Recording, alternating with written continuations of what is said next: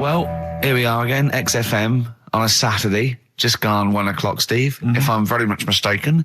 But we're not here as such, we're away again, gallivanting around. We've got to do the special sort of best of again. Okay. Which we did a few weeks ago, so this is the best of the last 3 weeks. Which I think is, I think it's the best 3 weeks we've ever had. But I'd like it condensed into 2 hours. Yeah. Yeah, some great music as well in there. Yeah, there'll be some great music interspersed with fine chat that you've already heard. Yeah. Except this bit. This bit's new. We've actually, out of the kindness of our heart, we've come in last week. Yeah, yeah. And we've done a few clips just because we felt a bit guilty about shooting off. Yeah. Even now, having heard this link, I'm beginning to wonder if it was worth our time. Yeah. Well, should we play a classic link? Let's play, what, from the last 3 weeks? After this is Feeder. All right, so here's the first bit. Travis on XFM 104.9 on Ricky Gervais with me, Steve Merchant and Karl Pilkington. We're doing Educating Ricky. Right, final one. Come on, Karl. Right, what was it? It was, why don't they just get a diary or some paper or something to write on? Yeah. Yeah. Because snappy. I couldn't think of a heading for it. It's basically Go on. people who have tattoos, I've never understood it, right? That they have something put on their arm. Right, sorry. Have we started the educate? Is this part of it? Are you educating me? This is something that will be useful in my life that I didn't know about. Yeah. Go on then. No, it's just that they've got a machine out, right, that does tattoos. Tattoos. You come up with a design you want, and you sort of this machine scans it, and you put your arm in this thing, and you press print or whatever, and then it does the tattoo on your hand or on your arm. Like loads of little needles that follow a pattern? Yeah, the computer, basically, yeah. Is it a real tattoo? It's a proper proper one. The fella said... well, as long as it goes out, it pierces the skin with a I just wondered if it's one of those kind of, those kind of... No, it must be lots of little needles or a moving needle that can go Sorry, along but it. how is this cleaned, like, in between each person? Dunno, probably... I don't know. Well, no, it's only that if it's one needle, it's just the head, isn't it? If it's one needle that moves, and does it like loads of little... What are we gaining from a machine doing it? Just because they're going to sort of mess it up. But hold on, how do you keep your arm still? Because your skin moves slightly. So the machine it's sort of strapped to your arm. Right, and so it's spread... the fella said that the tricky thing was in all this, it was the fact that, nobody would let him test it out on anyone else, so he had to do it himself. But did it work? Because the thing is with a tattoo artist, they can see when your skin's moved and they can see what they've done and they keep wiping it and looking, whereas a machine's just got to trust itself. Yeah. So I think one needle could go wrong. If it was a lot of needles, that it just came down, 1,000 needles that was an imprint. Yeah. But obviously I'm asking someone who hasn't delved any further than there's a machine that can give you a tattoo. That's all you've got at the moment, isn't it? Well, basically. That's all you've got? That's what I've got, because I'm not a fan of tattoos. I don't... But where did you read this again? This was... Internet? This was on the internet, yeah, it was, yeah. Okay. And I just don't understand why people do it. That's what got me attention. Because me... Sorry, what have I learned from this? That if you wanted to get one, you can get one done by a machine now. People say machines are sort of taking over and that, and there's another one. But it's just the fact. I don't know. So give us the snappy title of this education again. Why don't they just get a diary or some paper or something to write it on? That's what I always think when I see people with loads of tattoos. Like there's that fella who we were talking about the other week in Scotland who was covered 99% in tattoos. It's just like, what have you done that for? Yeah. Do you know what I mean? You can't get rid of it now. You've done it now. Yeah. What sort? No. The Pope. Yeah. What semi-precious... Sorry, Mrs. Robinson, we're going to have to let you go. Yeah. Go on. You are the weakest link, Karl. Goodbye. Yeah, go on. The Pope. Yeah, the Pope. Yeah, we've got the Pope. Yeah, that's not strictly a question. He wears a... he wears a dustman's hat. He wears gore-blimey trousers. Yeah. Does he live in a council flat? Yeah, he lives in a council flat. He wears a semi-precious stone. What's the stone? The Pope wears a semi-precious stone. What is the stone? You mean, what is it called? Yeah. What is it called? What, has it got like a kind of papal name? I think it's like, is it a 18-carat one? So we got to try and get the carrot yeah. of the Pope's big diamond. He calls it Dennis the Stone. Do they want do they want the type of gem it is, like, or is there some kind of jade, papal name for ruby, it? or do they want it like the Rosetta Stone, or I don't know. I can't play a record. Play 2 record. Let's not. Where's your head at? Basement Jacks. Right. Okay. Let's get this. Have we knocked this on the head? Then is this not happening? Oh, here he is. Look. Here he is. Come in. How have you... Oh, God. I don't believe that. Oh, that's pathetic. I do not believe that. That's absolutely pathetic. Now, they won't believe this, will they? No. Right, No. if I say that Jonathan Ross just got his massive member out, and he is a big lad, come and sit down. I've got your tickets, Mr. Gervais. Thank you. What's going on here then? I mean, why are you dropping off tickets? Well, because, you know, in the spirit of the Comedy Awards, we like to have the rising young stars of the British Comedy That's Awards. right, and that's me. Well, we couldn't find any this year, so we've asked Ricky whether he would sit in the rising young star seat, and I wanted to deliver the tickets personally, so there's no excuses if he doesn't turn up later. Yeah. I always suspected that you were sort of pretty well endowed. Yeah. And now we've seen, it's on webcam. That was just one of my cocks. That's the one you're wearing today. Don't say that. No, we were This is meant to be the happening young station. What's going on? No, you can't say stuff like that. You can't. Just careful what you say. Look after Julian Clary. Take his wilderness and he comes back in the person line. 10 years in the What wilderness. happened to you? That's Jesus you're thinking of, isn't it? Just because you're on everything at the moment. I walked in here and I came in there and I thought this is the young happening place, and what do I see in here? 3 old men sitting What are you talking about? I'm only 28, 27. You're wrecked. You all look wrecked. You're Well, that's because we're always partying. I was looking for some youngsters. Where's the youngsters? I wanted to see some tight leather pants. I wanted to see some foxy chicks hanging on you everywhere. What is it? It's a bunch of old blokes and a bloke up there washing up in a sink. But look at him. He even dresses for radio. Look This at is him. ludicrous. It's amazing. Looks like you're I love the fact you were on the phone to Gervais last night, weren't you? Asking his advice on clothes. Look at him. He's going for the man down the DSS. I like that look. That's a nice look. Have you got a single pair of trousers that aren't elasticated at the waist? They're maternity jeans, aren't they? They've got a whole front panel that pushes The forward. thing is, what I do at the end of the week, I can pop these in the pan and I can make a nice soup with all the food that's encrusted in As them. his years as a homeless come to the fore there. Look at you, But one why- step away from Lawrence Llewellyn Bowen. I'd like to be that bit closer. But why are you dropping off tickets? Are you a little bit... Because I thought you were married and stuff. Why do you suddenly got this obsession with Gervais? Because I'm a bit rough, ain't I? yeah, it's like when you see Dale Winton out with those rough boys. I'd like to get one of my own. When a top celebrity in a lovely looking suit walks down the corridor with his penis out, Yes. Yeah. I know that I'm still an You attractive know man. you've arrived. I was inaugurated in the same way. For me, it was Des O'Connor. It's like it's the passing on of the baton, if I may use that euphemism. and you've been battened. But it's fantastic. Well, it is a pleasure. I don't think I'm complacent just because I'm mixed with people like you. I still wake up and think, I don't believe it. I'm mates with Jono. Can I just point out one thing? Jono. I was listening to the show last week and I heard you, as always, revealing a little too much about yourself, if you don't mind me saying so. Yeah. Steve tried. Not as much as you. No, but that was just for the benefit of the room. Yeah. And talking about when you used to occasionally urinate in the sink. Yeah. When you were around my house last time and I came in and you looked a bit shifty. No, please reassure me. It was more ownership. Yeah. I was like, I went to my territory, and then other people that come in that go, has Gervais been round here? It's like just marking my territory. Because my coffee the next morning had a hazelnut tang to it that I don't remember putting in. Can I just say something? Because I mean, I used to, mention to you, Gervais, when we first started getting involved in the business. Yeah. I used to say, if there was one celebrity I'd like to be friends with, it's Jonathan Ross. Yeah. Lo and behold, Ricky's befriended Jonathan Ross. I'm nowhere to be seen. But Not Ricky invited told me- round. Ricky told me that I could be his friend, providing I never extended the arm of friendship. Right. with you. Yeah, if you ever... I thought as much. He tries to keep everyone else down he works with, from the office, all the other shows. He tries to keep them down. He's I didn't even want I'm you to number come in. one. I wanted to meet you on the steps. Yeah. I didn't even want to tell you you were around. But you called. He went, who's that? And he saw your name come up and he went, well, can I meet him? Well, you're all coming tonight, aren't you? This isn't Radio 2, by the way. These links are way too long. This is snappy radio. We have to play out... Yeah. You might The be kids have lost lost, interest. But Put the kids want to hear Coldplay, Catatonia, You know what I like? Faithless. How about some more of that instantly forgettable hip hop you play each week?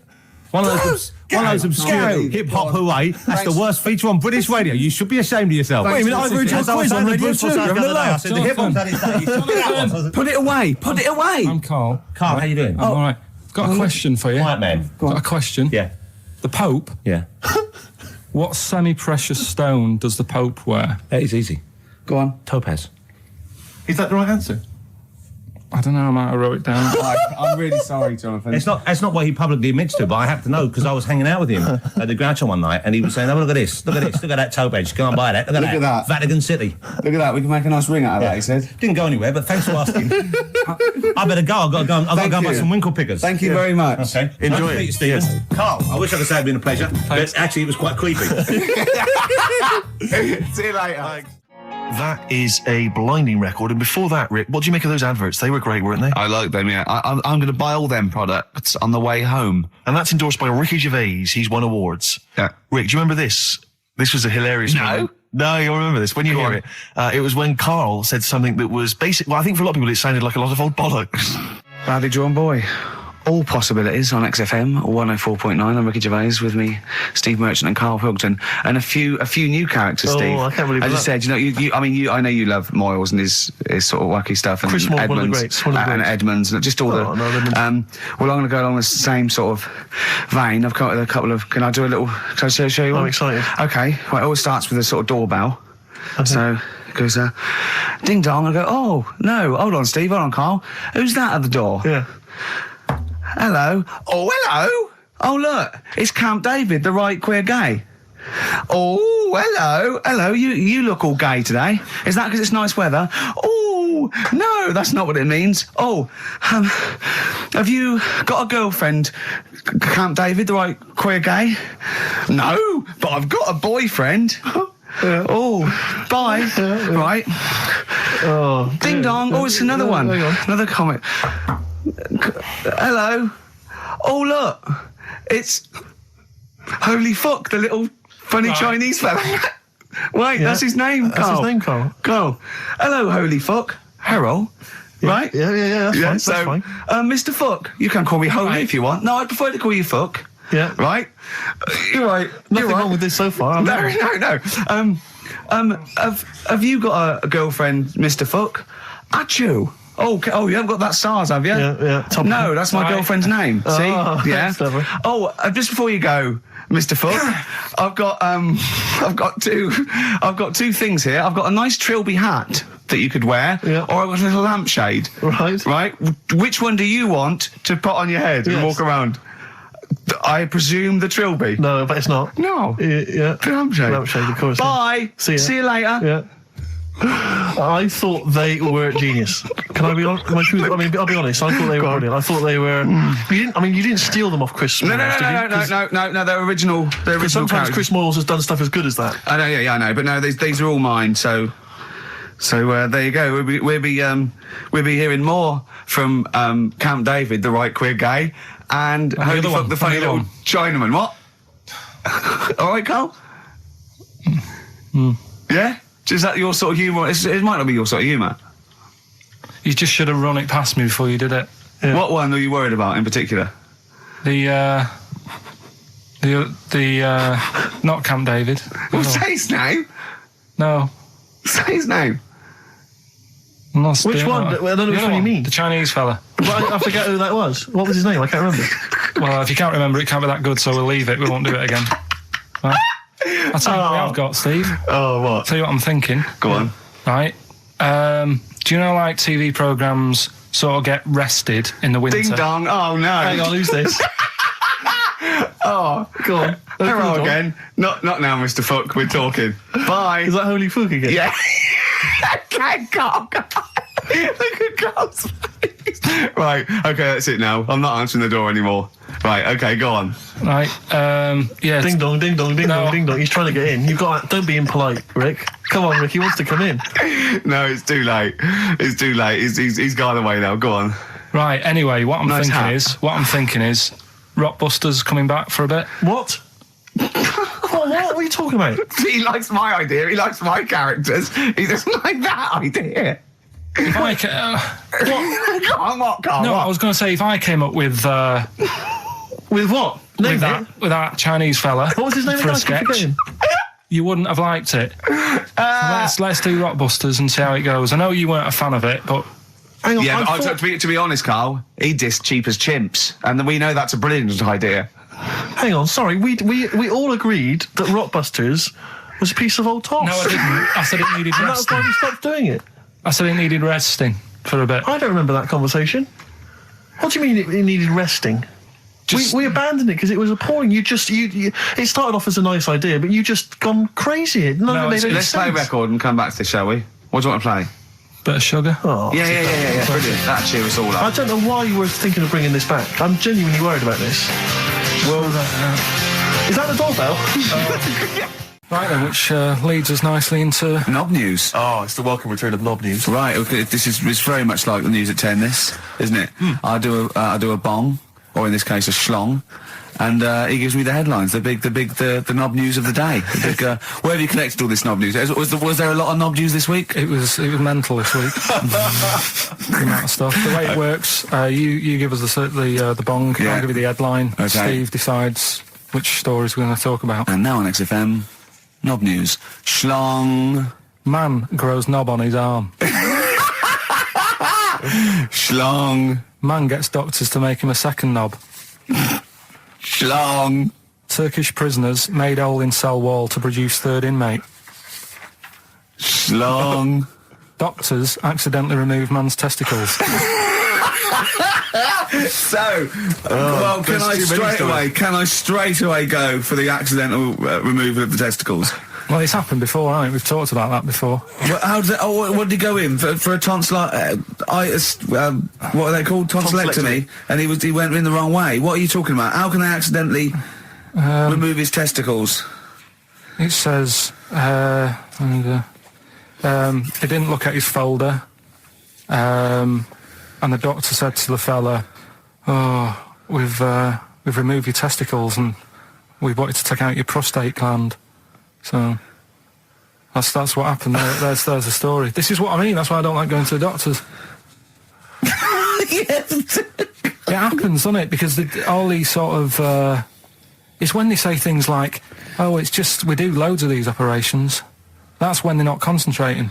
Brilliant. Do you know what I mean? When they say it's procedure, that's like having a boring job that you do every day when you're not going to be concentrating. I prefer them to go, "This is a tricky one, this." I know what you mean. I sort of do know what you mean. People, you watch TV programmes about, like, you know, removing someone's second head or whatever, and there's like the best surgeons from all over the world. It's televised. They can't make a mistake. They can't go, "We took his legs off by mistake." Whereas the fella who's having a prostate's like, "Oh, do you want to do it? I'm sick of doing that." Yeah. And they're probably doing a crossword whilst right it. Of course they are. I've seen that actually in operating theatres. They're doing a crossword. That's what I mean. Yeah. I was just examining some of the other knob news, Rick, a little bit more closely. Man gets doctors to make him a second penis. I'm sure we're all interested in knowing what happened there. Yeah. A German who persuaded doctors to give him a second penis has lost his wife after he showed her the result. Biker Michael Gruber lost his original penis in a motorbike accident, and doctors built him a second one using a mixture of skin, bone and other tissues. Bone? Apparently, the penis worked so well that he was even able to father a child with his wife Bianca. But Gruber was still not happy and asked doctors to repeat the operation and build him a better organ, to which they agreed. From his hospital bed, he said, "I've got 2 penises, but no wife. I'm hoping when I get rid of one of the penises, I'll get her back." What do you mean? Sorry, he had 2 put on. What side does he wear? So he's had both. So he's had 3 then. Yeah. This is probably the thing that happened with Hitler when he had 1 ball, but he had 3 at one point, didn't he? So he just got one in the other ball, gave his mum one, and kept the other one. Well, do you know what happened to me on the way in? Go on. A homeless person called me a dickhead. How did he know? Do you know him? Is that why? He's like the local big issue fella. Oh, yeah. Yeah. And he knows me. He sees me walking up and down the street. Oh, that's how he knew you. Right. So normally I have a bit of a chat with him and that. And I walk past him. And, you know, I can be a little bit cheeky with him because I've been cheeky with him in the past with stuff. You pinched his arse. No, just, you know, saying stuff like, "God, you're always there. I mean, you got home to go to," and stuff like that. Yeah, just breaking the ice. Go on. He knows, and he laughed at that, right, last time, so I thought I can be a bit cheeky, right? So he goes, "Do you want a big issue?" I said, "No." He said, "Come on, I've got loads of them," right? So I sort of said, when I was a kid, and I used to do a free paper around the free papers one. I said, "Just put them in the bin and go home." Right? And he went, "Yeah, but how am I going to get any money doing that, you dickhead?" You see, I can see his point. He is homeless and having to sell newspapers to get 50p or a quid or whatever. Yeah, and sometimes I treat him, right? And today I didn't have any money. I had a takeaway last night, and I normally give them a quid, and I felt bad not being able to do that because I didn't have any money on me last night. Right. I couldn't look him in the eye. Did you explain this to the homeless person, the traumas of the takeaway without the tip? Did you explain that, you've had it hard as well? I go, look, you don't I had food delivered to my warm flat. Yeah, it was a nightmare. You don't know what that's like. You don't know what the trauma is because you can't have food delivered to your flat because you haven't got one. So please don't look at me like that. You should have said. But most people ignore him. At least I gave him a bit of acknowledgement and sort of... took the mick. Yeah. I didn't think I was. I just was being friendly. Yeah. No, I know. You got to be careful with the homeless because this is true, and this is when the clocks went back recently? Yeah. So you got an extra hour in bed. Yeah. And I was at Cash Point with a friend of mine, and there was a homeless person sat by the Cash Point, and we were getting some money out, and she said spare some change, and my friend said, he's a bit awkward. He's just trying to make conversation with her. He went, clocks go back. Extra hour in bed. Oh no. I gave her £2. I felt so bad. He didn't do it intentionally. He didn't realise what he'd said. Just making conversation. It's tricky making conversation with the homeless because there's so many areas you've got to avoid. What was on the telly. Yeah. Although I get recognised by homeless people and think, I don't know where... But you've got to remember that's very much your demographic, Rick. Yeah. People who watch TV through the window of Dixon's. In Dixon's. Yeah, there was the Ricky Gervais is on. Pop the telly on. They can smell the alcohol on you. They think you're one of them. There's a fella who was in a coma for 20 years. Just, they kept, taking him through, the normal day. They take him to Alton Towers and stuff. Doesn't know anything about it. Just kept going through the motions. Don't know if they kept charging him. Kept putting him through all that. He eventually came out of it. 20 years. And went, stop taking me to Alton Towers, it's shit. I just thought, imagine how much post he had. Eh? How much post?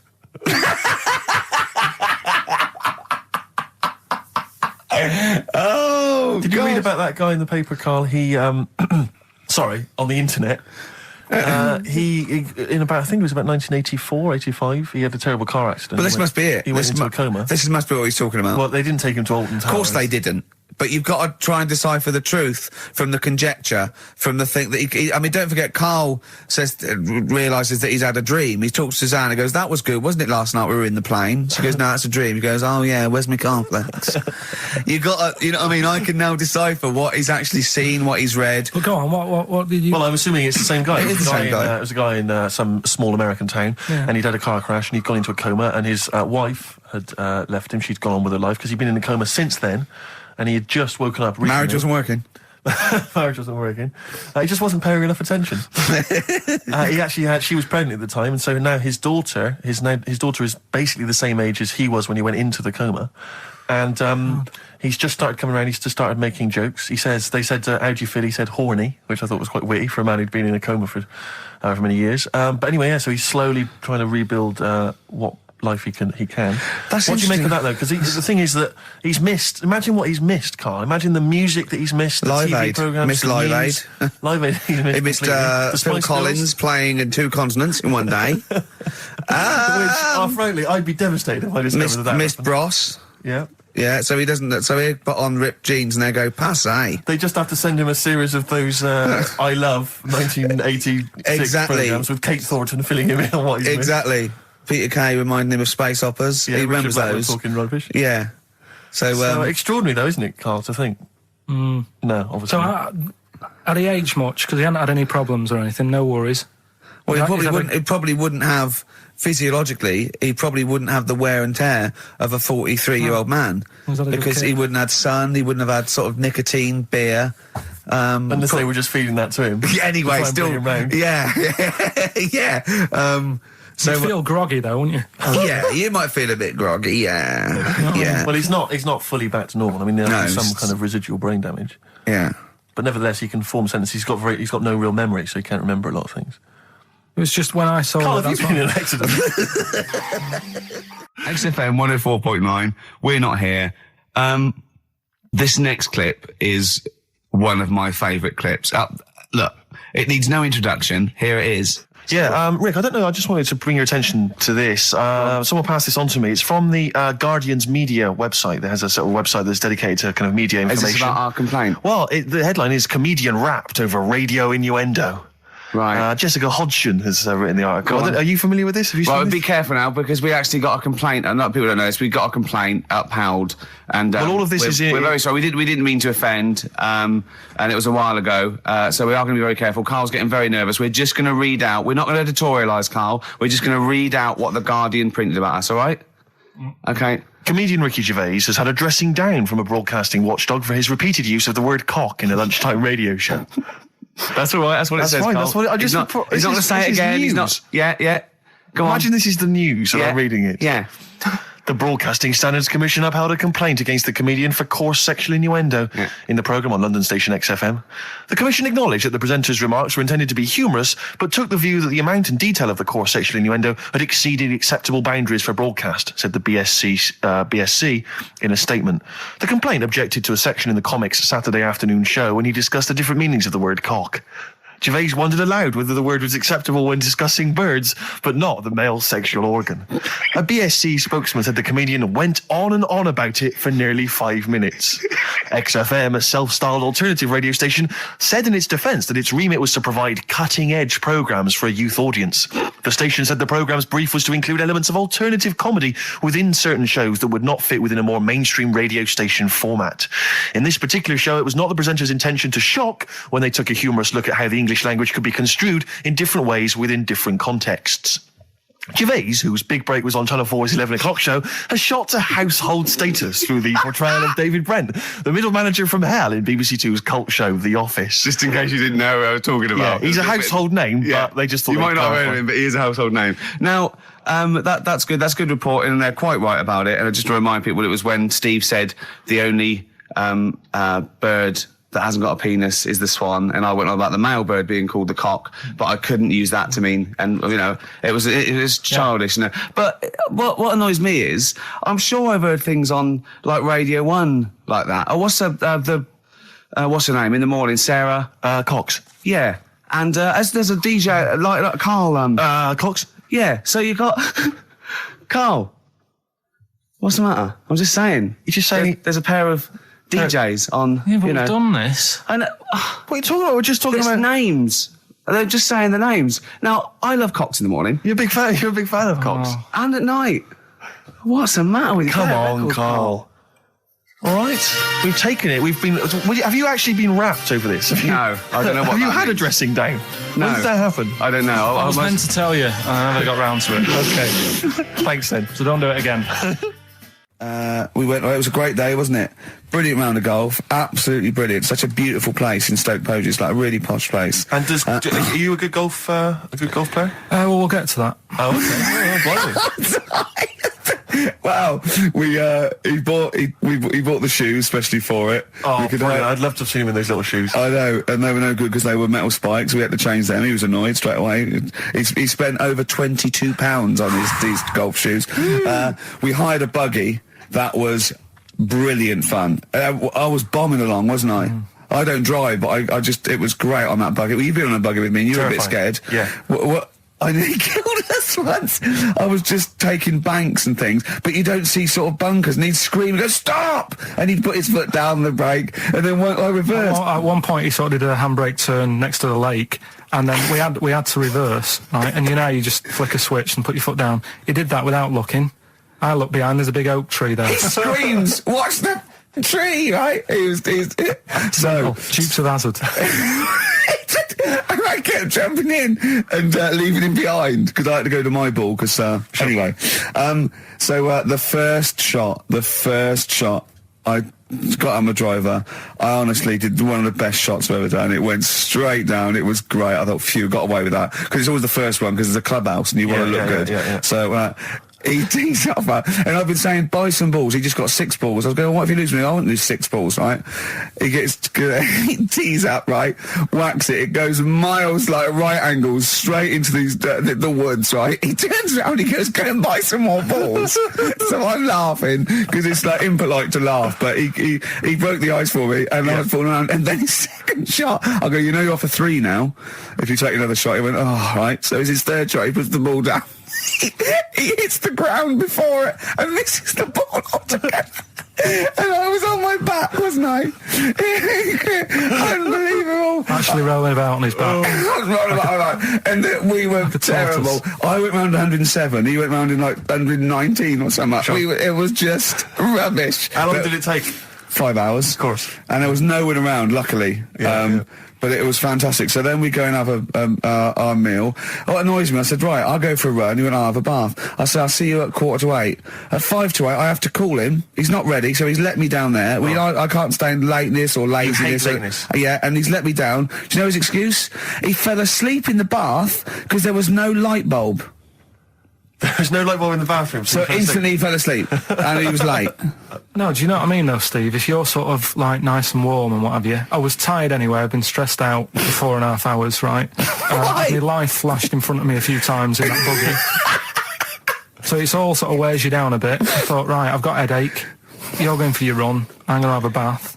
I walk in, put the light on. For some reason, it didn't come on, but I thought, it's all right. I'll just... doesn't matter. You can have a bath in the It's summer, so it's light anyway. Well, there's no windows in the bathroom, so... Yeah. So you were in the darkness? So I'm in the darkness. I nod off because I'm shattered. He calls up, hassling me. So I said, well, it doesn't normally take that long for me because, I haven't got, like, long hair. I've got a dryer and so I can sort of one wipe. Yeah, he's already 10 minutes late, though, when I called. Well, 10 minutes. 10 wow, minutes. this is late, next. Doesn't matter. Dinner wasn't until 7:15, so we had, like, another 20 minutes anyway, so it doesn't really matter. Yeah, but we said 7:45. So he's calling up, hurry up. So I said, yeah, all right. So I get out and dry and like my tackle and what have you. Calls back again 30 seconds later. No, I don't. I don't like that. Do that now. Give it a wipe. 30 seconds later, come on. So I end up going downstairs to the meal area, naked, with a wet shirt on and wet socks. I've got headache as it is. Meant to be a relaxing weekend. But anyway, so we have our meal, which is really nice. And then we're sitting in the bar. I'm having a cigar by the fire. Yeah. Like, we're having a rather nice Pinot Grigio. Yeah. He's there going, I've got an headache. Is this 1955 that you live in? I know. Yeah. It's so right. And we are knackered because he's not used to work. I've seen him moaning, falling asleep. He's not used to it at all. And you've been on your feet for over half an hour. Yeah, right. So we didn't even walk around the golf course. We had a buggy. Yeah. It wasn't even exercise. Like Cole, she's a girl and I'm a man. Good, that, innit? On XFM, 104.9, Ricky Gervais, Steve Merchant, Karl Pilkington. As ever, Rick, there's always someone who steps in to defend Karl. Okay, what is the defence? What is the defence? Here's an email from Scott Coomer. He says, Karl is actually right. I've got an A-level in statistics and probability. It doesn't matter how long they have and how many monkeys you have. You cannot guarantee they would type the complete works of Shakespeare. Infinity makes it probable they would get it right, but not definite. Yeah. Well, yeah. Yeah. That's what I was saying. No, you weren't saying, Karl. You don't understand it. Infinity sort of sorts it out. That if they do anything, they nearly do everything, won't they? No, I mean they'll give it a good shot. No, that's not the point. But the I'd point be is surprised if they did one page right. Right, listen. It's not to do with consciousness. It's not to do with them aiming. They are just bashing away at the keyboard. It's like they're used to show that there isn't consciousness. They chose the chimpanzee because it can type, presumably, hit the keyboard. It's because they hadn't come across you at the time. Yeah. It's to take out thought out of it. It's to take out reason and trying, right? It's just random. They're saying that if you typed enough things, if the computer was left typing everything, if you left it for an infinite amount of time, and they chose Shakespeare because there is meaning behind it, and it's difficult to get it exactly right, to show you that Infinity would come up with it's not just Shakespeare, it's every novel. It's everything. Fairly eloquent there from Gervais. A quick riposte, please, from Karl Pilkington. No, I'm just saying, what I don't understand, if it hasn't read it, then how does it know where it's going? Listen, right, listen, right, Can I just explain to people, right? Some people have said, why are you cruel to Karl? He drives me mental with things like that. What do you mean, well? Let me just take a breather. How do I do your editing? He keeps coming in the week. You know that I work here properly, in the week, don't I? Yeah. I've got a proper job, Yeah. Should be 9 to 5, but I normally get in at about 8 o'clock and work. A lot of people get in at 8 o'clock. Working hard, trying to do my job. 3 times this week, I've been rushing around. I walked past my little studio. He's sat in there, all right? Now, because I've got this sort of job, I can get away with it. I said to him, if I was a doctor... would he keep coming to me practice? If you were a doctor, there'd be severe problems with the NHS. Oh, imagine that. The standards would have lowered so much if you can arrive at the hospital you're a We'll doctor. pop in, I'll go to lunch, don't we? We have a little lunch break, don't we?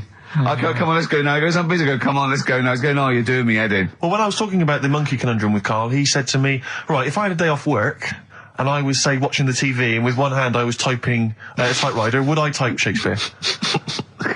I mean... Yeah, but you see, there's certain things. We were talking a little bit about this stuff the other week, weren't we, when we said, you were going on about Einstein, and I said he's not that good. You know, E equals MC squared. You know, it sounds good, but I've never used it and that. I've never used it! You haven't used 2 and 2 equals 4, Karl! The fella with an apple fell on his head.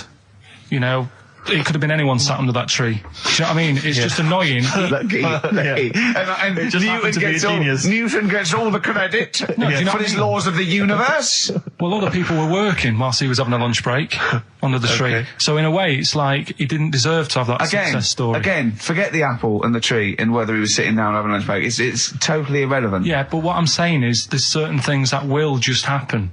You know, it's like, I think we were talking, when we were out eating the other week, we were talking about Noel Gallagher. Well, this is the reason the monkey discussion came up, right? Noel Gallagher... I don't know what to say. I don't know what to say. Rick, I don't want to misquote Noel. I'll be like Herbert Lom in Clouseau. I'm going to get a twitch whenever he opens his mouth. I don't know where to start with some of his statements. Well, as I say, this discussion began because we were talking about a quote that Noel Gallagher supposedly gave. Now, I don't want to misquote Gallagher, but the gist of it was that he said, had I written Wonderwall or whatever, instead of the Beatles writing Strawberry Fields or whatever, I'd be the one that was considered the great songwriter and it wouldn't be the Beatles. You know, it's just the fact that they came first that meant that they get all the credit as being the greatest band. I in the don't know world. where to start with that statement either. I mean, that's Gallagher's thing, and he's, you know, well, whatever. We know what we think of that. What was your point, Karl? You agreed with him, didn't you?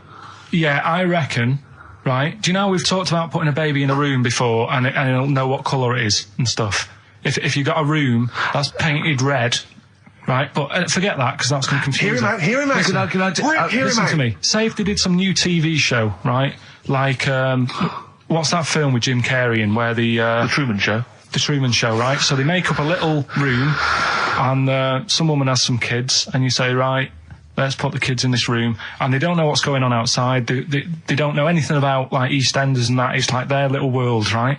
They don't know anything that's gone on. How could a child survive without EastEnders? Right, listen. So he's sat in the room, right? And then when they're all asleep, right, Wait for this bit. someone Have you heard this? Yeah, bit? wait for this bit. They're all in a room. Yeah. They're asleep. Yeah. someone pops in, puts a guitar next to the bed, right? Nips off out again. They wake up in the morning, and one of them goes, "What's this?" They don't even know it's a guitar because they've never seen one, right? They're talking English though. Yeah. We just left guitar out of the vocabulary. Right. So There's plenty more to come. one of them will pick it up and they'll go, "I don't know what it is," and they'll start strumming. They'll go, "That sounds good, doesn't it?" Give them a few weeks, they could come up with Hey Jude. Whereas typing Shakespeare, a monkey that can't even spell, I see that. Listen, I'll call you can't answer it. Can't I answer might come with you, Rick, if that's all right. we've got to sort out that Christmas special as well. Yeah, no, sure. Alright, I'll see you later. I'm shooting off then as well. Darkness growing on me. Love that, love the darkness. This is the Best Of Show on XFM 104.9. I'm Ricky Gervais, with me Stephen Merchant. Yes. I hope you're enjoying the Best Of. Depeche Mode there, and I Feel Loved. Who'd have thought Depeche Mode would have been that huge? I think I'm seeing little lads from Basildon with little plinky plonky sound. I thought that'd be it. They'd be like Visage or something. That'd be it. And now they're stadium rock fillers. They're huge. They've conquered America. He went through some hard times. He came out the other way, and well done. But see, I think what you just said there is a very good example of why they are and why certain other bands aren't. Because if you think about it, for me, you see, whenever I think of a band name, if I see a new band's come along or whatever, I always use a very simple test, which is, can you imagine that you're the announcer at a huge event? Maybe it's like broadcasting around the world like Live Aid or Nelson something. Mandela Or it's a concert. Nelson Mandela Freedom concert. Yeah. And you can imagine someone He's there. Nelson's there. Yeah, Everyone's with the there. Spice Girls. Oh, they're all there. But you can imagine someone saying, "Ladies and gentlemen, please welcome to the stage, Depeche Mode." Yeah. Ladies and gentlemen, Rolling Stones. The Who. Exactly. But you can imagine someone saying, "Ladies and gentlemen, please welcome to the stage, Visage." Ladies and gentlemen, will you please welcome our headline act? Welcome Idlewild! Exactly. Ladies and gentlemen, please welcome to the stage, Ned's Atomic Dustbin. It doesn't... you know what I mean? You just know. The Levelers! Some bands aren't going to make it. Ladies and gentlemen, please welcome to the stage, Mega City 4. You know what I mean? It's just a simple test. We'd like you to do that at if home. you're thinking of starting a band, or you've just named your band, you're just beginning, just phone in, tell us, or email in, tell us what your band name is, and we will use that simple test. And we will do the test. Ladies and gentlemen, will you please welcome to the stage the Franken Walters. Jimmy Eat World. Ladies and gentlemen, please welcome to the stage Cooper Temple Claws. I don't think it's going to happen for those lads. Here's a good one. It's a simple test anyway, but 100 reasons, please welcome to the stage. 100 reasons. 100 reasons I think would work quite well. I'm just going to give the email address, ricky.gervais@xfm.co.uk. But if you want, I'll pay for you to take history again. Carl, we'd love to see you get a C or above. And Well, we're I'll willing pay to... for you, and I'll get you some books. Right, now listen. We can, let's get, I reckon, when are the exams? June? Something like that, yeah. We'll try and register next week, and I reckon you can get an A or B in history. I'm busy. In history. No, don't worry about it, it's just easy. I get you Brody's notes. If Heat magazine, they love you, Carl. They could probably sort something out. They could probably pay for a tutor. They got a lot of money, they sell a lot of magazines. I mean, it is always, almost always, and you found that out, I discovered this, it's always the Tudors and Stuarts. There's no fear for them not coming up. Now, what do you already know about them? You must already know stuff about Henry VIII and Elizabeth. No, because it's too long ago to even get interested in. Do you know what I mean? You can't. Is that why you didn't? It. Okay. The Anderson thing, it was like, God, I bet my mum and dad were in an Anderson shelter. This is interesting. What, when they... Oh, my granddad would have, had something to do with this. But the Tudors, it's like, I don't know even if they had a family back then. Play record. We come back. Hang on. Sorry. Because I need to introduce the new feature. Yeah. For the I record. don't know if I had a family back then. Carl, listen. Let me just ask you now, right? If you can finish this sentence, we've got a chance. Divorced, beheaded, died. Divorced, beheaded, died. What is it? We just need to do a little bit of work, but otherwise, I think you're going to be fine. It's how you remember what happened to Henry VIII's wives. They're little... Divorced, beheaded, died. Divorced, beheaded... It's like spam. Support...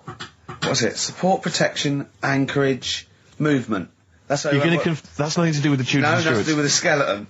Yeah, see, no, we're not doing biology. Mnemonics and acronyms. What happened to Henry VIII's last wife? Did she die, or did she not die? Divorced, beheaded, died. Divorced, beheaded. Do you know that the only king that has got a moustache is... No. The only king that hasn't got a moustache is the King of Hearts on the playing cards. Carl is genuinely... I don't know if he's actually upset or embarrassed, but it doesn't matter. Why does it matter? You were 15 and didn't go to school. If you were my friends, I think you would have just said, oh, we can't find them. Why? Because but you just wanted to know. What to do with that? Well, what do you mean? What do you mean? It's ridiculous. Do it again because you want to learn, because there's great things in the world to learn about. Don't worry. The GCSE is vocational. Is vocationally for a 15, 16-year-old to go on to do A-levels or whatever, or to get results. But you don't need that because you've done very well. You don't care about the Tudors and the Stuarts. I mean, I mean, I've had a couple of jobs, not this one, because you don't need qualifications to get a job. Obviously. In the radio. Yeah, obviously. You're absolutely right. But Yeah. the ones that I have got in the past, I did, because I didn't collect them, I had to lie. And I didn't go mad. I didn't say I had A's and stuff. But I didn't put history down because I didn't even know I did it. So it's a bonus. I kind of treated myself to a D and a couple of C's and that, so it's like, well, he's not... I love the fact that Carl even then was honourable. It's like, I'll at least put down the ones I think I took and lie, but the ones I didn't take, I won't lie about. Yeah, and don't give yourself a B. Exactly. If they're going to find out you lied, give yourself a B next time, It could Carl. backfire, couldn't it? I mean, my brother's a bit mental, and he used to do things like go for jobs and say, oh yeah, I've done this before, like being a mechanic, and he's never even picked up a spanner. And yet, he'd have the confidence to go and try and fix cars. Well, I'm not that daft, but, God, and he... Who do you blame for this? That's just an easy way out. I have to blame myself. No? Yeah. What was the teacher like? Well, there's loads of different ones. I didn't like... I mean, the history teacher, it is my own fault, because with her, she's a bit mental. And I used to kind of stop the lesson by saying, "Oh, miss, tell us about your fireplace you've got that is made from a gravestone." Because that's what That she would had. stop any English teacher in their tracks. And she loved telling you about it. Yeah. So it was like, oh, I learned brilliant. that from a teacher. So that's why I didn't know about divorce, head loss, and all that. Yeah. Dandruff legs. Because- Horse, head loss, dandruff legs. But remember now, divorce beheaded died, divorce beheaded survived. That's all you got to remember. And what's that? That's what happened to Henry VIII's various In order. wives. In order. What does it spell out? No, it doesn't spell out spell anything, you just it's gotta saying remember the rhythm. In order in which he married. Yeah, but it helps. It's like when my mum taught me the alphabet. She taught me as like a song. And like A, B, C, D, E, F, G. Yeah, constantly. No, not like that. Huh. That's how everyone else could do it, and I couldn't do it that way. Right. What That tune did she do A, it B, to? C, D. It was A, B, C, D, E, F, G, H, I, J, K, L, M, N, O, P, Q, R, S, T, U, V, W, X, Y, Z. I feel like, feels like Christmas Day. What, you didn't get the gift you wanted? Yeah, do you know that, like, anticlimax? Yeah. When, You've been looking forward to it for so long. yeah, you know, Well, I mean, I knew you were looking forward to it. That's why it took you 14 years to get the result, and then it was 2 other people that got them for you. Do you wish that we hadn't done it? no. It's alright. It's alright, isn't it? What's your girlfriend going to say? I don't think I'll see her again.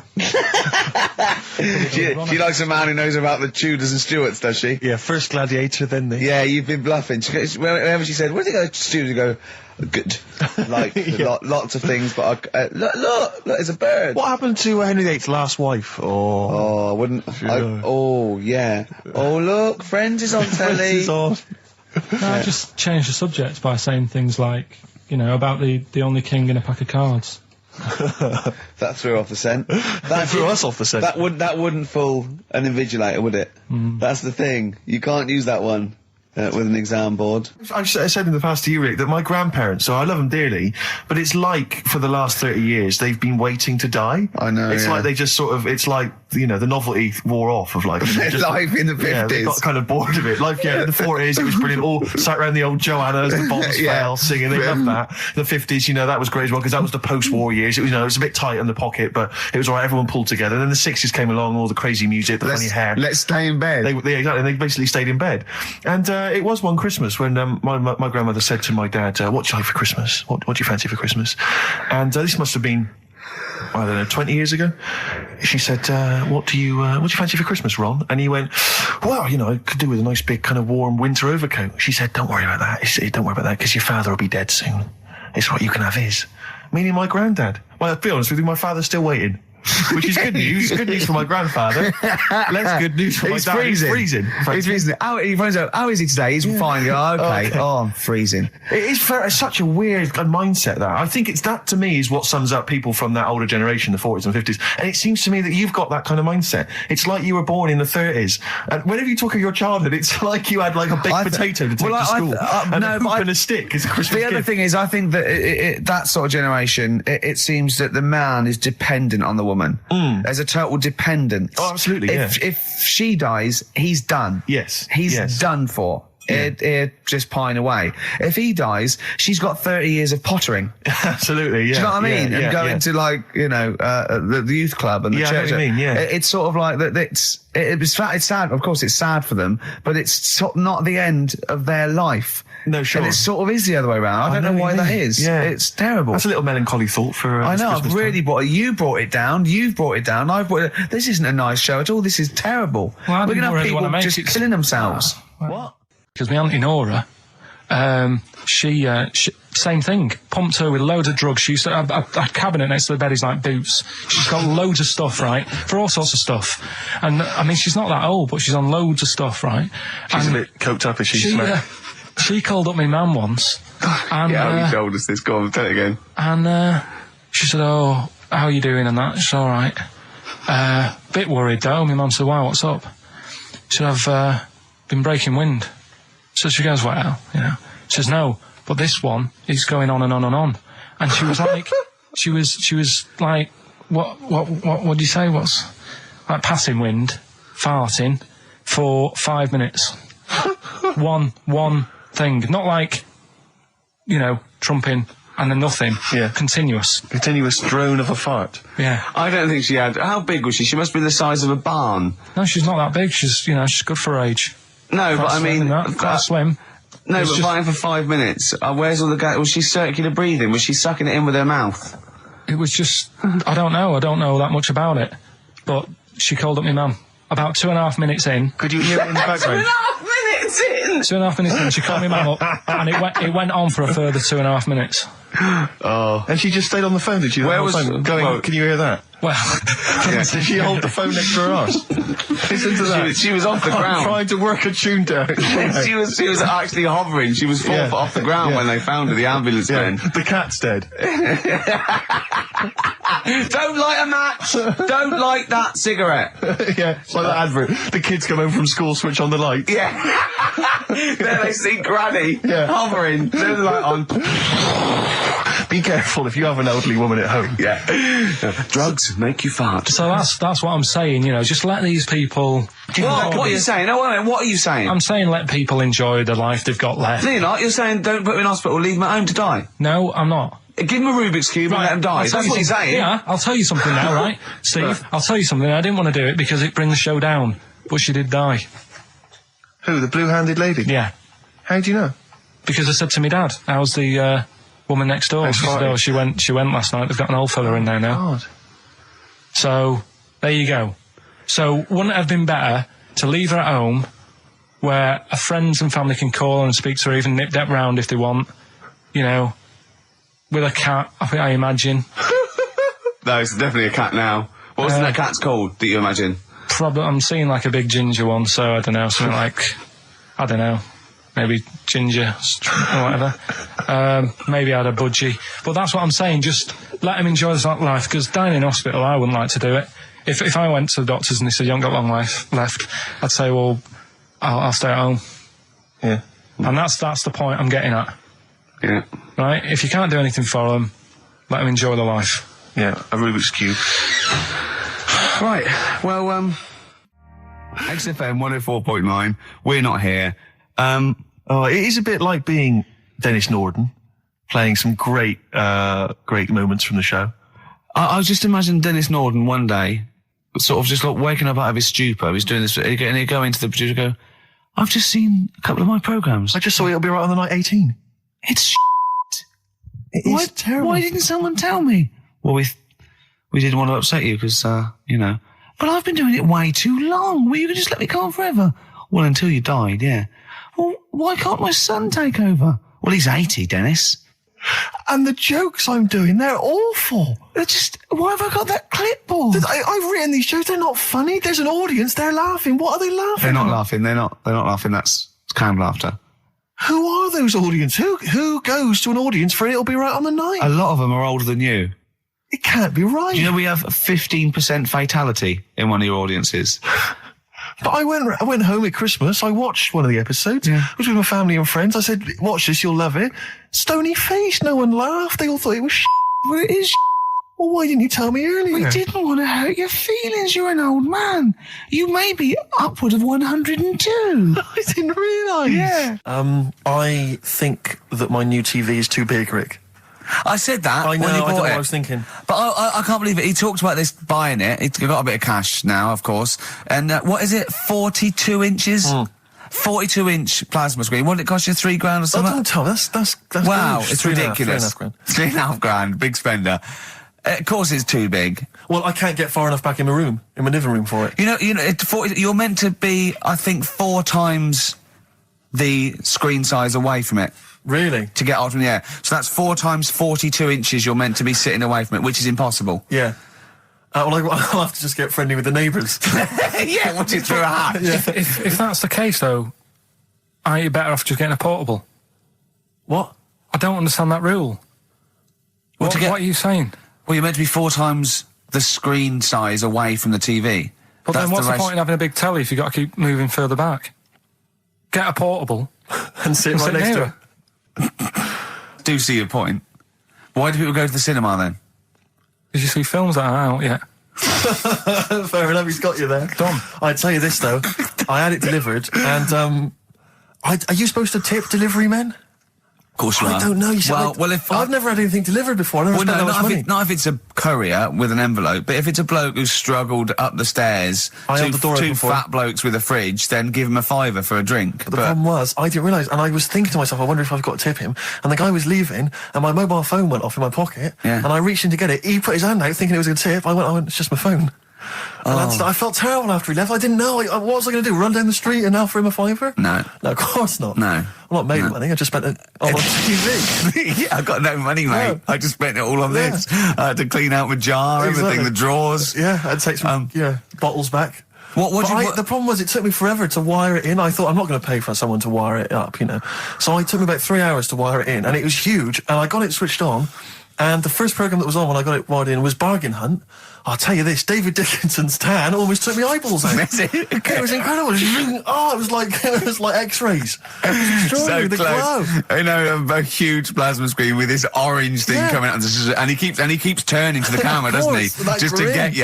Yeah, he turns away. You get a bit close. They go, "What's he doing?" He just turns around, Exactly, yeah. takes the cornea off. What do you think, Bargain Hunters? Bargain Hunters, Bargain Hunters. Oh dear, that's why I'd buy a plasma screen to watch Bargain Hunt. I mean, it's ludicrous. This is the problem, is because what do you watch? I mean, have you watched anything that's been worth having? The only thing I've watched really worth watching. 24. Well, yeah, 24 works great, but also films. Obviously, that's the main reason I bought it, because films just look amazing on the. Yeah, DVD on the plasma screen. There's that one. There's that one that a bloke, right, was going to get a phone call at 4 o'clock to find out if his business was, okay, right? And if he didn't get the phone call, he knew he was broke, destitute. So dead on 4 o'clock, the phone didn't ring. So he went up to the roof, his office, and he jumped off to commit suicide. And as he was passing his window, the phone was ringing. Oh no. Carl, it didn't happen. Didn't happen. Think it through. Think it through. Who told that story? Who told that story? As he hit the pavement at 120 miles an hour. He's the only person who could have known that series of incidents. Also, why didn't And he he's wait? dead. As his life's at stake, why didn't he wait till 5 past? I said I'm going to give it 5 minutes just in case. In case the lines are busy. Yeah. And what sort of bloke goes out? I'll call you at 4. Okay, if your business. Well, call me anyway. No. If I don't call exactly 4, then no, you commit suicide. Commit suicide. I would, because if I don't call at 4, that's the end of it. Well, call me anyway. No, that's not the way I work. Why can't you just call me and tell me the other way? Well, I'm telling you how I do it. If you're bust, I don't call. Can't you just call to verify in case something goes wrong? What if it's engaged? If you want to be engaged, just commit suicide at 4, please.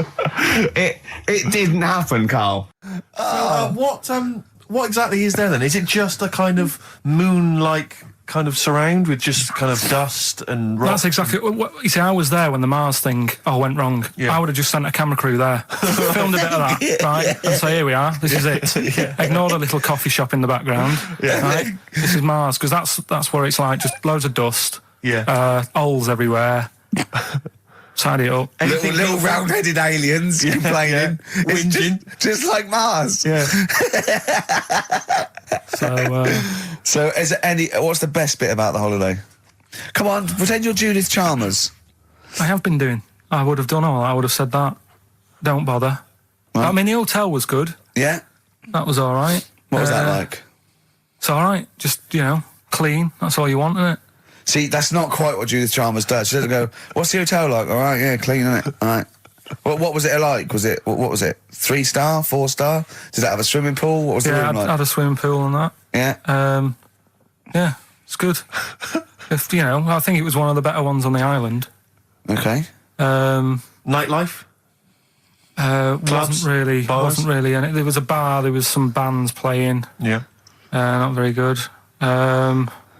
Food got a bit boring. Yeah.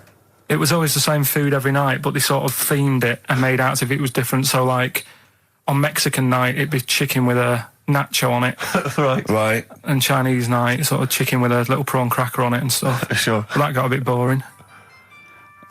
That's me just turning on my phone because I want to read to you a text that I got from Carl. I think you sort of sum up the holiday in this text, don't you? Do you remember I it? can't remember. Let's have a look. Let's have a little look. Instantly, what did Suzanne, your girlfriend, make of it? Similar view to you? That they should fill in the holes? Yeah, it's just that thing, you see, I went on a coach trip, right? and you go and see the volcanoes. Like I say, there's 36 of them. Yeah. Which, how many do you need? And when we're on the coach going round all these volcanoes, the fella on the front's going and look out your left window at the moment, and there's a volcano. And if you quickly look out at the right-hand side there's another one. Right. And on the left, he's just like, all right, we've seen it. Sure. Do you know what I mean? Yeah. And we'll talk about that trip in a bit. Right, this is the text I got from Carl, right? All right. Been up to a volcano. Been in some dead artist's house who built his house in the lava. They said they would show me science with volcanoes, but all they did was chuck some water in a hole and it shot up in the air. No dwarves in the canteen, no scousers here, but there is a Swede woman with a big head. She looks effing gormless with a cap on. All right? So a little reference there to... A Swede woman? What's that mean? Do you mean Swedish? Yeah. Or she looked like a vegetable? No, the Swedish woman. But they've all got sort of quite big bill, aren't they? And I sent him a text. Oh, well, it's just good to be on holiday because, I'm working. He sent back, so am I. Just been watching Sky News. There is a school for monkeys who want to get a band together. Is that monkey news for later?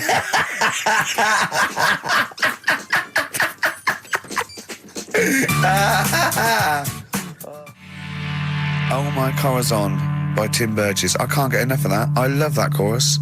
On XFM 104.9. Ricky Gervais, Steve Merchant and little Karl Pilkington. But it was a nice holiday. Yeah, it's all right. It's just, I went there to relax and that. Exactly. Did a little bit of that. Trying to think of some new, features and stuff. Sure, always working. 3 holidays a year, Jesus. Oh, well, not really 3. Oh, 2. Jesus, all but one big sort of like work thing to me and Steve. 2 holidays, isn't it? Work hard, you need the holidays. So, yeah, the things that annoyed me was like, you get bored sat around the pool after a couple of days. I'd read my book. Yeah. There wasn't much going on the... Not even any crabs to throw sand at, was there? No crabs or anything. They wouldn't bother with Lanzarote, right? So, decided to go on a little trip. That's when I saw the volcanoes and that, 36 of them. So, we go on the trip, and the thing that annoys me, it does happen every holiday that you go on. If you go on a sort of a package thing, they have these trips, right? And you pay about 40-odd quid, and they give you some wine to sort of make it feel like you're getting your money's worth. But how many of these trips have you been on then? Loads. Probably about 12. More holidays than I've had. Go on.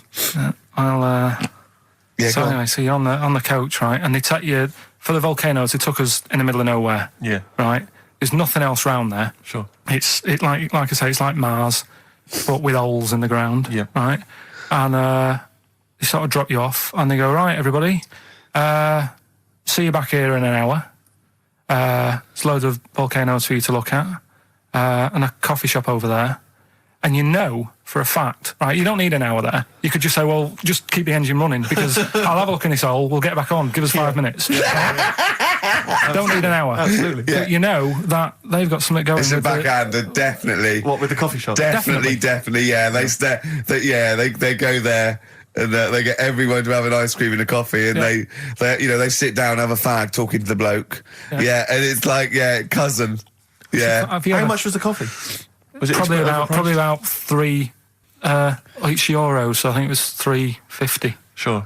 Yeah. Which is I don't know what. That's about 2.5 quid. Yeah, they've stitched you up. What? Ricky and Steve are here. Karl Pilkington is away today, so Mr. Ian Cantfield. Stop it! This is my signing off link. Right, look, I'm running into your show now and it's your fault. Mr. Ian Cantfield's with Ricky and Steve today. Jimmy Carr's on X-List duty tomorrow. If you didn't get a request in, I'll see you 10 o'clock next Saturday. Merry Christmas. Comfort and Sound by Feeder on XFM 104.9. I'm Ricky Gervais. With me, Stephen Merchant. Hello there. But no Karl Pilkington. No He's Karl. in Lanzarote. Lanzarote, But as we we have speak. got a very, very special stand-in. It's Camfield. Say hello. I'm so excited to be here. It's been, the things I've learned in the last 10 minutes before we've even gone on air. Like, you don't have a theme tune. I don't have a theme tune. I don't wear headphones. Exactly. Ian wears headphones with a preamp. He's got 3 midgets just brought in his back line. Right? They're called Dog, Mongo and Blitzkrieg. Look, Blitzkrieg is up there, like, eating a banana. Yeah. He is the king of rock, the new king of rock. Well, the prince, he's the prince of rock. Obviously, Vance is the king of rock. But we'll be doing that, we're working out who. Over this, and by the way, Camfield, I don't want the Ian Camfield that does XFM and going, and there's fast approaching 1:23, here's Ash. I want the Camfield that goes, I snorted ants with Lemmy. Okay? So, we want the real Camfield. All right. I bought in Metal Christmas, is that all right? That's my only request from this show, that we do play Paul Di'Anno's version of Santa Claus is Coming to Town. The rest of it's over to you. Yeah, we're going to play some Christmas tunes. We're going to play some, our favourite hits of the year. But mainly, this is the rock programme. This is the rock programme. What worries me, Rick, is there's a lot of people who listen to our show and they're not regular XFM listeners. They just kind of crawl They're out not of their regular morphine people. stupid on a Saturday afternoon, put the show on. So they might not be familiar with Ian Camfield is a young man. He's been in he's about 14. He's been in radio. It's weird, he's 14, but he's been in radio for 15 and a half years. He was weaned on the milk of a Vance. Right? And he's going to be the new rock god, aren't you? Well, I'm trying. Yeah. No DJ Camfield. Just go, right? And over the 2 hours, I want to work out the 4 pillars of rock, right? I want 4 names, 4 pillars of rock, right? Huge rock pillars, and then I want the king who stands astride them like the archangel of metal. So we'll be asking Ian every few minutes. We're asking, right, who's your first pillar of rock, and then keeping the one that stands astride them. Okay. And how many do we need? Well, we need 5 names then, don't we? The 4 pillars of rock and who stands astride them. Right. Okay. Like the Overlord with these Axe Attack albums. Yeah. This is Oasis. Christmas. Oasis doing their version of Merry Christmas, everyone. It's Christmas. It seems only appropriate that we play the occasional Christmas tune. There aren't many decent ones. We will be playing the greatest, not just Christmas, one of the greatest songs of all time, but certainly the greatest Christmas tune of all time, Fairy Tale in New York. Is that going to be the version done by, what's his name, out of Boyzone? Has he done one? Yeah. Because he's lived the hard rock and roll life. What's his name? What is his name? Ronan Keating? Yeah. He wasn't bad on Room 101, actually. I think he's lightened up a little bit. Good luck to him. Yeah. Yeah, I did as well. Yeah. A lot of people ask me, Camfield, I'm sure you can you've probably got experiences of your own that you might want to talk about, but people ask me what Ricky's like in real life. And I don't want to get grotesque. It's Christmas, people are listening, people are eating sandwiches, but he has a flatulence problem. I don't know if you're aware of this. It is... It's not a problem. Right. Well, it is for us. Yeah. You may not. I think the problem with Ricky is Ricky hates to miss out on anything. He's terrified that there's going to be something going on that he's missing out on, a conversation, a joke, someone falling over, and so he daren't spend any time in the lavatory because it's too any period of time he spends in there, he could be missing out on some fun. So he kind of tries to get his lavatory, occupying time down to a minimum, an absolute minimum. Plenty of pissing, there's loads of that, but none of the other activity. Really, I mean, you keep that. Really, it's like you're in, you're out, and sometimes I don't think you've done the full job, Rick. Yeah. And today, I tell you this, my eyes were bleeding. It's intense. It's just a word of warning because the kitchen at XFM is out of bounds now. No one's going in there until the new year. A to J in the library. A to J in the record library. I'll tell you this, I don't know if like Tony Blackburn's in the building. His wig will fall off. But seriously, not that he wears a wig. He doesn't wear a wig. But if he's going down now, maybe he wants to play some Beach Boys. I mean, seriously, forget I'm a celebrity, get me out of here. Forget you might have survived in the jungle, Tony. But you get down there, mate. Tony, would you rather eat a plate of maggots or go and get Beach Boys? Exactly. Saying A to J. Oh, hot pickers. Exactly. Jesus Christ. It is absolutely extraordinary down there. So I'll just be warned. But it's Christmas. It's Christmas. Why would Blackburn be listening to this? I don't know. He's probably doing a bit of Christmas shopping. Sure. And he's out and about with probably got his little, personal stereo on. Yeah. And he goes, I'll listen to the boys at XFM. Exactly. And Camfield, what do you think of it so far? Yeah? It's not Vance, is it? Okay, who is secured as one of the pillars of rock? Lemmy. Of course he is. Never changes his boots. 2 pairs of trousers. 3 shirts. Really? Yeah. And he just alternates them, does he? Yeah, so he might yeah. have the same pair of trousers for 2 weeks, but the different shirt. Is it true his rider is a bottle of Jack Daniels and 40 Marlboro? No, it's like one of those 100 packs. No. Yeah. One of the 100 packs of Marlboro, and he like keeps them stuck in his boots, which don't change. Actually, I think I'm right in saying like that one of the like 2 left boots as well, because one of them did break. So and he had 2 pairs, but he's now only got 1. But he's got that is Lemmy then. Lemmy as one of the Pillars of Rock. What would Phil Lynott get anywhere near this? Yeah, he would have done. Let's play some Lizzie then. Don't believe a word. Thin Lizzy on XFM 104.9. I'm Ricky Gervais, with me Stephen Merchant, and over there Campbells. Is that your impression of me? Yeah. The rock one's better. The rock one's better. Yeah, you shouldn't try and be a DJ. Yeah. Growing up with Diano Tuesday night. Ian, I know you're keen to know this, Rick. What are your thoughts on XFM? Let's get behind the facade of Canfield. What do you think about this? Because we used to have, some conversations, You've been with XFM since the beginning, haven't you? Oh, I've been here forever. Yeah, it's all right, isn't it? I mean, it's not quite magic. Well, no, a few things are. Got me eyes on the big 105.4. Obviously, eventually. What magic? Yeah. Now, do you think you want to do like a rock program on something like Virgin or Radio 1 eventually? Nah, I don't think so. No. What do you want to do then? What do you want to do? I want to start playing stuff like the Eagles and Steely Dan and Bruce Hornsby in the Range, truth be known. But you'd have to go quite mainstream. Like in your bedroom? What? But on what sort of platform though? Because the good thing about those is they are really popular. They are. I mean, I think the Eagles' Greatest Hits is the biggest selling album of all time now. It's overtaken Thriller. Yeah. So I mean, those. What are you saying? Iron Maiden aren't popular. What I play now are actually popular, but they've got a very Slipknot, tight fan Fear base. Factory. I mean, Iron Maiden can go to #1 with just their fans buying it and then slip away again, can't they? Yeah. But everyone sort of likes the Eagles, don't they? Yeah. I mean, I think still. So you could get on sort of like Radio 2 maybe, the rock program on Radio 2. Who does it at the moment? Is there one? No, there's not one. I should do a demo maybe. Okay, well let's I love the way we're talking about my career and other radio stations I could work for. Do you know something I don't? No, I'm just saying that this is place going, is not going on to the tube, isn't it? It's going on the tube. I mean, you're going to be like, you'd abandon the sinking ship, wouldn't you? You wouldn't hang around, would you?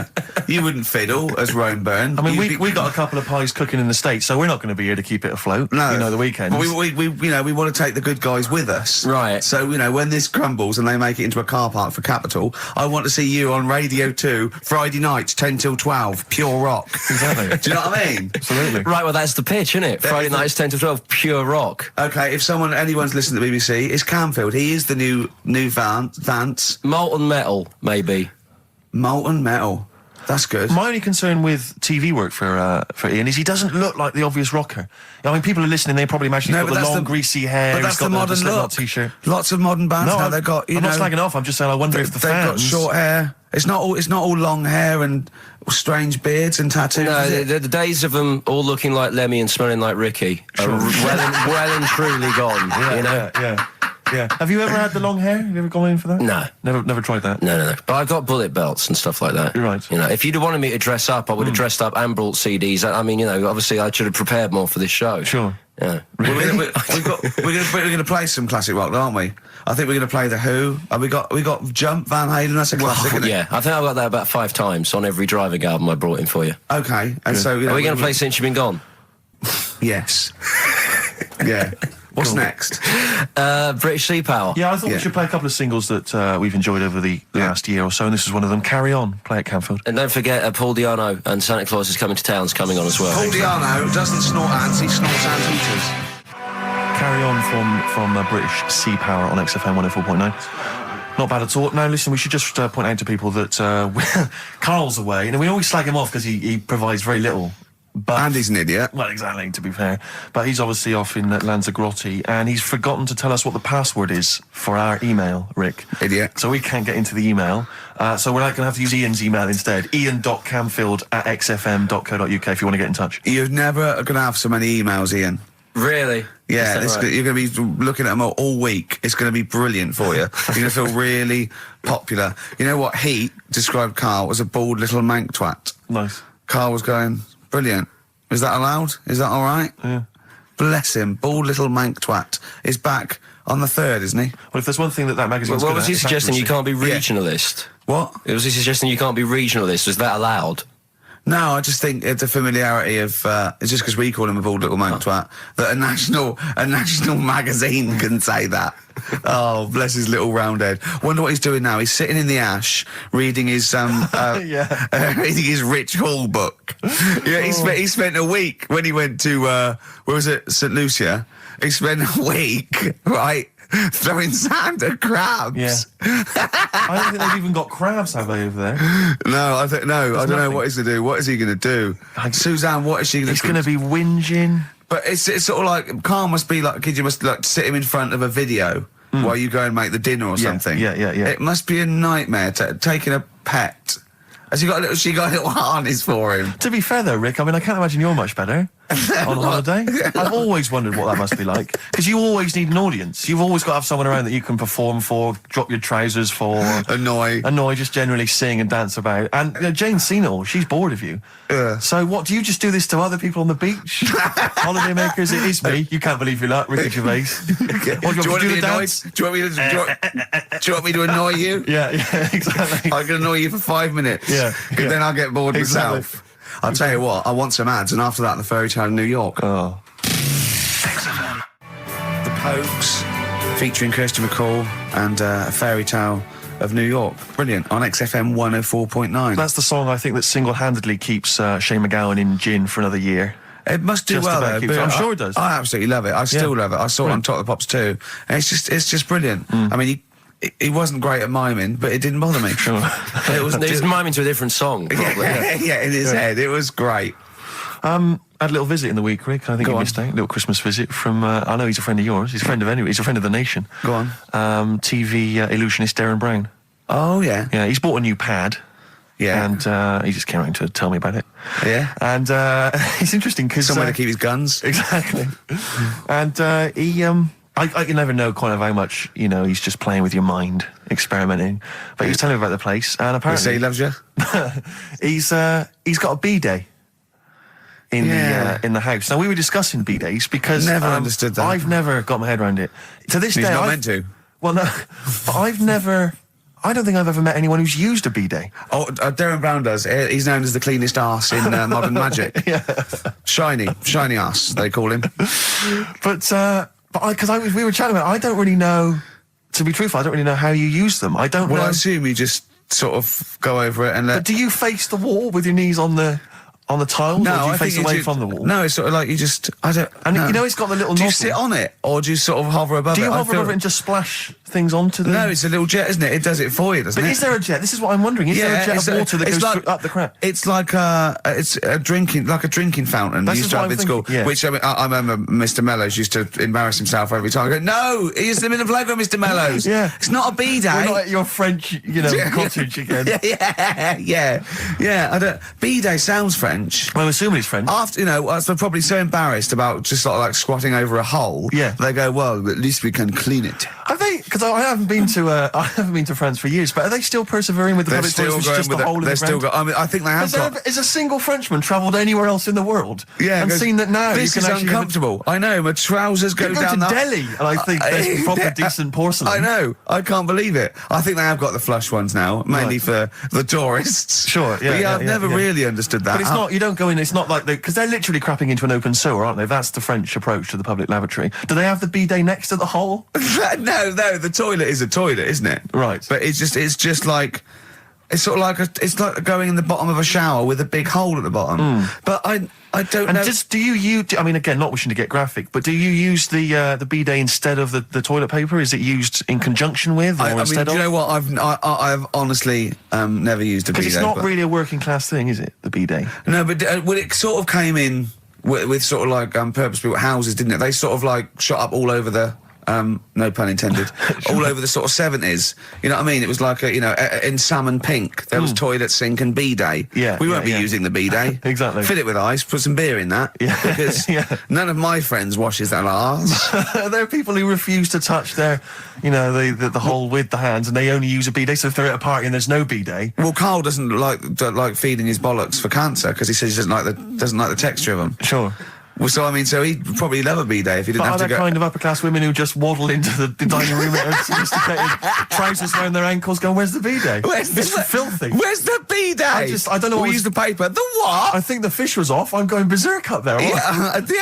Get me a B-day. Yeah, why don't you lie on the floor? Or I am climbing into the sink and turning the tap upside down. It's the only way I can do it.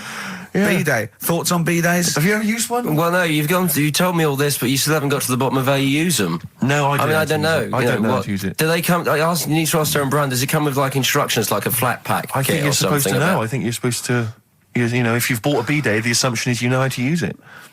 Imagine someone installing it and going, there you go, it's a B-day. Go, could you show me how to use it? Well, you like this? Well, no, go to the toilet first. Do the whole thing. Otherwise I won't know in I'll context. just sit here in the corner, that's fine. Okay. Do well, you read a magazine when you're normally going? Or Well, I what might do? do, but I mean, I don't really want to do it with you here, but how will I know? Exactly. I need to know how you transport yourself from the lavatory to the Do you B-day. remember when we were trying to offer Carl money to have a shower with Johnny? Yeah. That's a Just weird some of the thing to- highlights of the year. That's a weird thing to do. Yeah. We nearly had him there, and then he didn't want us to watch. Yeah. We said, well, how do we know that you've done it or not? Yeah. He went, you are definitely bent. That's his conclusion. And what we got lined up? Well, hang on, let's just say, if anyone's got any idea sort of how to use a B-day, maybe... Any idea for anything to talk about on this show? Well, that doesn't involve crapping or Yeah, farting. we've done that. Yeah. We haven't done little Chinese fellas or the gays yet. That's still to come in the second hour. Ian.Camfield at xfm.co.uk if you've got any thoughts on B-days or just, lavatories generally. Richard Ashcroft on XFM, Check the Meaning. I think it was out this year and we enjoyed it, so we I played suddenly it. had a thought then that, someone like Richard Ashcroft, who's really cool. I mean, I think one of our greatest rock and rollers, really. He writes great tunes, does great albums. The Verve, already in history. I just suddenly thought of him listening to this and thinking, I wish they wouldn't play my songs because I don't want to be associated with that drivel. Yeah. Most people get a buzz out of it, get it on the radio. Do you think people say, don't let Gervais... Guilty by association. Do you know what I mean? I love that song. I love Check the Meaning. I thought it was a lovely song. And he's thinking, they're going to sandwich it to bring talk about little gay Chinese fellas and B-days. Yeah. Yeah. And it's going to make me look What worries bad. me, Rick, is that there were, if we had to draw up some kind of list of artists who would allow us to play their songs, it's going to be such a short list. Gary Glitter, it's just going to be a few people who, are slightly more shameful than us. I just thought of something. There are 1 billion people in China, and I assume it's the same percentage of homosexuality occurs, as it were. That's 1 billion, 1 in 10. That means there's 100 million little gay Chinese fellas running around. Richard Ashcroft, if you're listening, I apologise for that last... Think about it. John Lennon, you okay? War's over. I heard a DJ in the week. I won't say who it was, but sort of like a cheesy sort of housewife choice DJ, and he played that, and he went, weird one that, isn't it? What do you think of that the first time you heard it? Strange one. John Lennon, Yoko Ono, war is over. Here's the moment at least out there. I love that. What does he mean? That's exactly what I want from a DJ. That kind of insight. We were talking before the break about how many little Chinese fellas there are. Yeah. Billions. An awful lot of them. Brilliant, good, more the merrier. Are you familiar, Rick, with the scary fact, I don't know, Camford, if you're aware of this, and it's chilling. I don't know where I've heard this from, but apparently, and this is kind of legend, I didn't just make this up, this is well known, that if all the Chinese people in China, right, no, come on, if they all jumped up and down at the same time, apparently, this is what they say, apparently it would cause a tidal wave that would wipe out America. that would destroy America. I love the idea of coordinating that. Brilliant. Well, I like the idea. Firstly, they don't need weapons of mass destruction. They don't need nuclear weapons because they got that threat. They can't constantly. have on that. You can't count a tidal wave as a weapon of mass destruction. Or jumping. Tony Blair could send in sort of people, UN people going, look out for anyone jumping. Exactly. All they need is an immense sort of skipping rope. Oh yeah, once a little fella in Japan holding one end, little fella in Russia holding the other, Exactly, yeah. and they go on your marks. You'd have a lot of coordination over that one little. Maybe like someone like Mr. Motivator, kind of coordinating it all from the top of the wall, sort of looking down. The Chinese equivalent. Yeah.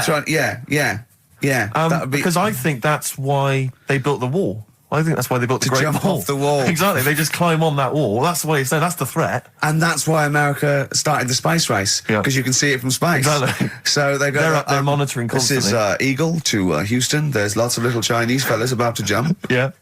This is Houston. Are they wearing them lampshade We just need to hats? confirm they're Chinese. Are they wearing those? Are they wearing those comical hats that look a bit like a lampshade? They Yes, are. They are. We just have to confirm they're Chinese. Because if I was the leader of China, what is the name of it? What is it? Is he the king of China? We're so ill-educated, aren't Is we? he the king of China? The It's czar not of China? King, is it? What is it? Is Chairman Mao still there? Is he It's still chairman someone. Chairman someone else probably. The new chairman. I Or don't chairwoman, don't be sexist.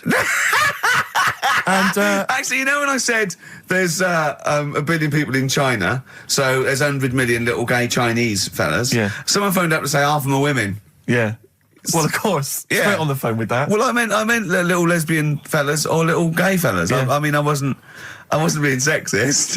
But if I'm I just was- saying there's probably 100 million little gay Chinese people. What worries me, Rick, is if I was the premier of China, or if it was some of the people I went to Is school it with. premier? Oh, whoever it is, the king of China. If I was the king of China, right? Isn't he the king of China and king and I? Or is that he's somewhere else, isn't he? That's Siam, isn't it? I don't know. We're Is that not, rubbish, aren't we? is that not in China? We're not. Where's Siam then? We're not. It's Ceylon now, isn't it? I don't know. Or was that? Oh my God! Someone educated listening must be tearing their hair out, screaming at listening us. to three buffoons But listen, in a room. if I was the king of China, let's assume it's the king of China. Okay, yeah, you'd be tall. But you know when sometimes you've had a few drinks, whatever, I mean, I'm sure you've done that thing where you order a pizza for someone, a mate or whatever, or send a taxi around to their house, something like that. Yeah. What I do is I just phone up George W. Bush and go, seriously, mate, you better send some stuff over, money and that, and videos. Because seriously, they're all outside now. 1, 2... Yeah. And you can freak them out. It'd be Send us brilliant. some knives and forks because I am fed up with these sticks. Yeah. It's ridiculous. I don't know why we're still sticking with them. I can't pick up the tiniest little bit of chicken. It's crazy. It's rubbish. Yeah. Send us some cutlery. I'm having a nightmare eating yogurt. Oh dear. This is 104.9 Racist FM. Absolutely. Jonah Louis. Should we apologise for that? Not at all, no. That's right, Stand by it, yeah, it's That good. was his follow-up to You'll Always Find Me in the Kitchen at Parties. Yeah. One of my favourite lyrics. She was into French cuisine, but I ain't no cordon bleu. Brilliant. Yeah, looking forward to playing that in the new year. What happened to B.A. Robertson? Don't He know. knocked it off. I was standing in the corner and the ball came across. What was the other one he did? I don't know. We're not as old as you. Oh, no. This is all gobbledygook to us. XFM 104.9. That's Yeah. Jonah Louis. Yeah, you're not listening to classic gold. Amazingly. I've still got my own teeth. I think, Rick, I was the subject of a Christmas con in the week. What, you mean you bought something for £4, then saw it for £3.90 as you walked home? That would make me livid. Because I've seen you really livid. I'm absolutely furious. When I bought my PlayStation, I saw I could get it for £5 cheaper down the road. I was absolutely And fuming. you'd already walked to about 19 places, Oh, God, I remember. yeah. I actually left you after about an hour. Yeah. Can you No, I work do. out? I'm furious because I got to get a bargain. I hate feeling that I'm being ripped off. Yeah. And I'll tell you this, I'm loving online shopping. Oh, the savings I'm making, Rick. Really? It's crazy. Really? Getting 15, 20 quid off some things. Is it really? Oh, amazing. But these things, I might point out, I like Jaguars and Mitsubishi cars. Exactly. Yeah, but it's worth shopping round. No, Go this on. was not so much a con. It was a con, but it wasn't so much one of those just a missed bargain. Yeah. Doorbell rings, answer it. It's a couple of girls. They must have been 13 or 14, maybe. Now, I've always had a problem with teenagers. I'm intimidated by teenagers. In case they call you a dork or something. Well, I mean, I told you before, I was walking down the street once, and there's two guys coming towards me. I mean, real losers. Do you know what I mean? Glasses, the spots, greasy hair. Do you know, really pathetic. And I was sniggering to myself. I was thinking, look at those losers. And as I passed them, I heard one of them look at me and say to his mate, look at that geek. I was furious. I was thinking, I'm allowed to call you a nerdlinger, but gee, I didn't expect it back. I was really furious and upset.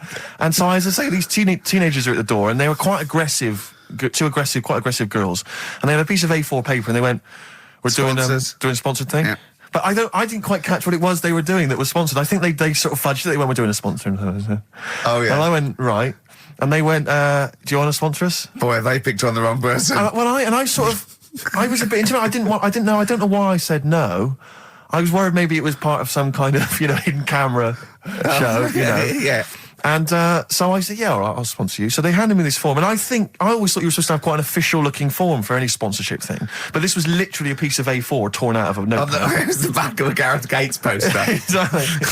And, with some blue tack on it. yeah, well, and I looked at it, and I didn't really absorb it, but it had things like, Mrs. Jones, Mrs. Smith, £5. Yeah. And then no one's actual address, just Finchley Road, nothing too specific. Yeah. So I wrote my name on, and put down £3, 'cause a lot of people were giving fivers, but I thought, I'm not made of money, it's Christmas. I've got to buy gifts and stuff. So I Gave him a fiver and asked for change. Yeah, well, I gave them £3. I said, I'll sponsor you for £3. Best of luck. And they went, can we have the money?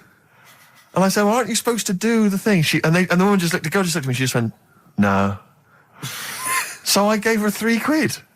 But what difference does it make? Well, I'm assuming, though, that it's not going to any charity. It's no sponsored thing at all. But then I'm not being funny. The charity that it's not going to, you wouldn't have given to it anyway. It's true enough. So all that's happened is you're £3 But down. I'm £3 down. Yeah, but if it would have gone to charity, it'd be £3 down. The fact that it hasn't gone to charity doesn't matter because you wouldn't have given it to charity. Yeah, but if it had gone to charity, Rick, I'd have felt a little bit superior, a little bit smug. That would have kept me going for another 6 months.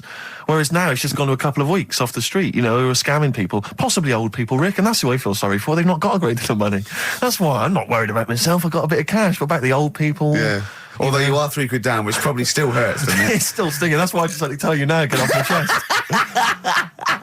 It's Merry Christmas. Thing, yeah. Just be careful. If you're living up in North London, be careful. There's 2 girls that are going around. I expect, they might come to your door. But they might be wary. Be genuine. No, I don't think so. No. They were common. They were very common.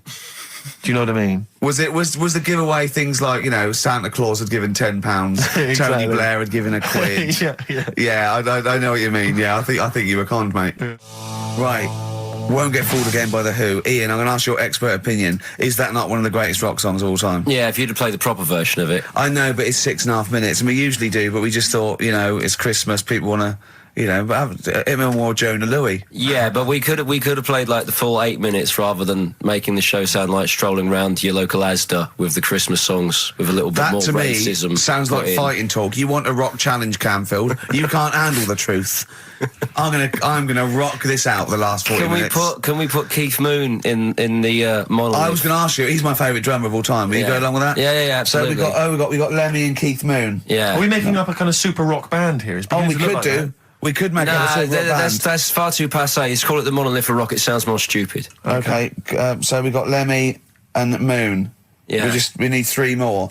So we need 2 more pillars of rock, and then one to stand astride it, like the metal angel of death. Now, Ian, you've hung out with some of the big rock names, haven't you? Yeah. No, I'm not going anywhere with this. I'm intrigued. Tell me some of the people you've hung out with. You've hung out with Maiden, have you? I've hung out with Maiden, don't you? I've been flying with Bruce Dickinson. Yeah. And have you? It only took us 3 attempts to land at Gatwick a few weeks ago. But I don't know much about you, Ian. Are you someone who lives the rock and roll excess lifestyle? Are you kind of drink and drugs? Is that your thing? I like to be kind of on the edge, having a look at what's going on inside. Right, I don't quite know what that means. Well, yeah, it's the way they talk, Steve. Right. Well, I mean, because some of those rockers, they're hard-living boys. Can you keep up with them? Do you up till 4 in? Oh, 4 in the morning. Yeah. 4 in which morning? Hey, Daddy-o, man. Yeah. We're going out about 4 in the morning. Yeah. Carl reckons the gays go out late. Yeah. His favourite song is The Killing of Georgie, right? And he went, yeah, but would it have happened if he'd have been, going out a bit earlier? Yeah, well, no, fair point. Yeah. Is that song time specific then? No, but he reckons he probably got because he was out late. Oh, right, okay. He said there's one that works here. Sometimes he doesn't go out till midnight. But I imagine you a little bit like that little boy in the film Almost Famous. When you're on tour with the rock legends, do you know what I mean? You're like, the little kid there. Maybe the doors are being closed in your face, are they? As they go berserk. Yeah, when I started, but now, I insist. I see you as one of theirs. Yeah, access all areas laminate. I can enter venues now with a big bottle of Jack Daniels. I don't get stopped. Yeah. Really? But seriously, have you, without naming names, obviously, what excess have you seen? Have you witnessed anything, or have people calmed down now? Are these rockers clean living now? Depends who you're talking about. Sure. Yeah. Is there anything going on like the days of Ozzy and Motley Crue? I haven't seen. I haven't seen any red snappers like with Jimmy Page. Do you know that story? No. I can't talk about it. Then let's forget about that. Yeah. Oh, is it disgusting? Yeah, well, yeah. Oh, is it worse than talking about B-days and Ricky's farts? Kind of. Right, okay. Yeah. Right. Yeah, I know. You wouldn't want the instruction manual as to what happened with the red snapper, like you do with the B-days. Sure. God. But don't, as I say, don't name names. Obviously, there's a sort of client you know, doctor confidentiality or whatever that you. Yeah, well, I saw. We know there's no one listening. Yeah, so it won't go further than the studio. I saw a member of a very big band play the Astoria recently, and they turned up at the Astoria about 15 minutes before they were going on stage, right? And someone said to them, "Is it good to be playing the Astoria?" To which he turned around and went, "Oh right, are we in London?" Really? Oh dear. And this person then It wasn't Daniel O'Donnell, was it? I can only think of the Libertines. No, it's not a very big, huge band, is it? No. Bigger than that. Okay. Yeah. Okay. What other rock and roll excess do you want? Oh, I was told once that if you stay up for 2 days, the best thing to do is eat some yogurt. This is just like we're going to having tips now. Sure. Yeah, you know. So if that's apparently the best thing at the end of the excess, you need some yogurt. So always keep some in the fridge. Yeah. And chopsticks are no good. No, Yeah, so don't, whatever you do, don't go on a bender in China, because otherwise you'll be screwed, right? No, there's no benders in China. Oh, there are. There's about 100 million. Yeah. Another tune that I enjoyed this year, Rick. I don't know what your thoughts are on it. I'm fascinated to find out. Loving it. Jay-Z and Farrell and Frontin. What do you think, Canfield? Darkness #1? Yeah, well, they cheated, didn't they? Because they went and did their signing at HMV yesterday, so they could get in like an hour of extra sales. Why is Just that so they cheating, could- though? Well, you know, I don't know. Well, I suppose Gary Jules could have turned up at Virgin down the road, couldn't he? And Yeah. you know. Okay, well, then in that case, I they're think going. that deserves to be sort of #1 because at least it's potentially a sort of evergreen sort of Slade type classic, and they are the biggest sort of band around at the moment. Canford, what are your thoughts? You love rock. What do you make of The Darkness? It's all right. They've been around for a while now. Sure. You know, another year maybe. But they're all the ingredients of everything you like, I imagine. They've got a bit of glam, they've got a bit of Queen, they've got a bit of AC/DC. It's all in there. You've got a bit of Bruce Forsyth. You know what I mean? He's funny. They're a good fun band, aren't they? Yeah, they're all I mean, right. they're essentially just too close to novelty. But then so was Slade, in a way. Slade have only got this credibility resurgence in retrospect. At the time, they were a pop band that essentially were for teenagers and thugs. I'm not sure Canfield's going to be championing Slade, though, up there in the same way that he champions the Maiden. But you got to appreciate what Hold has done, surely. Yeah, I appreciate what Holder's done. But they only became cool, didn't they, when Oasis covered them? Yeah, I mean, I genuinely always liked Slade, and I've still got a soft spot for him. But The Darkness, we'll have to wait and see. At least The Darkness weren't as irresponsible for the kids of today, though, because the amount of spelling mistakes that Slade were responsible for at school in the 70s must be atrocious. Putting the Zs in. Rubbish. Ian, I'm going to have to ask you for our third pillar of rock before the ad break. Right, well, we need... who have we got? So we've got Lemmy and Moon. Right, okay. I think we need to put in... we need a guitarist in there. We should maybe put in Keith Richards. I'm a little bit worried about the health scare because the kind of air pollution around any venue that this band might play with, like, Lemmy and Keith Richards there. Yeah, you know. See, I'm surprised at Keith Richards because I would have thought it was heavy enough for you, but the Stones have done enough to get in the annals of rock. Yeah. Okay, let's play some ads. Quick question. Do you actually speak like this, Ian? What? This is your real voice. This is real voice, yeah. Yeah. It's amazing. Do your daytime sort of voice, the X-list voice. Say it's fast. It's just coming up to 2 on XFM 104.9. After the break, we've got Feeder. Say that. It's just coming up to 2 on XFM 104.9. These are the ads. XFM. Tell me what that song is. Don't know about it. It could sound like he's saying something to do with Bell Ends. Well, yeah. What? Heaven forbid. What? You think you meant that? Did he? Probably. No. That's The Darkness on XFM 104.9. Bell End. Yeah. What other rude words are there? Cock. Yeah, that is rude. Yeah. Especially at Christmas. Especially at Christmas, yeah. It's a time for families. I know. Now listen. Time for family. Now, Ian. Yes. Who is your fourth? We need a lead singer in this mega group, the monoliths of rock. Who we got? Lemmy, Keith Richards. We've got Keith Richards on guitar. We've got Lemmy on bass. Yeah. We've got Keith Moon on skins. Right. Some terminology coming out there. Yeah. Who's doing the Vox? Who's given Golden Tonsils Award? Robert Plant. He's gone for Plant. He's gone for Plant. A lot of trad names there. There is the group. The lineup is Moon, Lemmy, Richard, Plant. Okay. Now, our competition, Steve. Name that Name that group. Okay. What's the best, heaviest rock name ever? Sure. this is obviously not a name that already exists. No. Okay. My mate of mine yourself? came up with, I think it was Brain Hammer, which I like. Velvet Nazi 666. Sure. So we want the heaviest, most mental piece of death metal, headbanging, bleeding out your brains rock. Axe Attack. Okay. Please welcome to the stage, Christ on a bike. Please welcome to the stage. Oh, look at you. That would be great. Yeah. That would freak out the metalers. Yeah. Cheeky. Yeah. Oh, now listen. They need a manager. They need someone who could introduce them. They need someone to stand astride them. Who is the leader now? Who is the king of all that rocks? Well, it's obviously Tommy Vance, isn't it?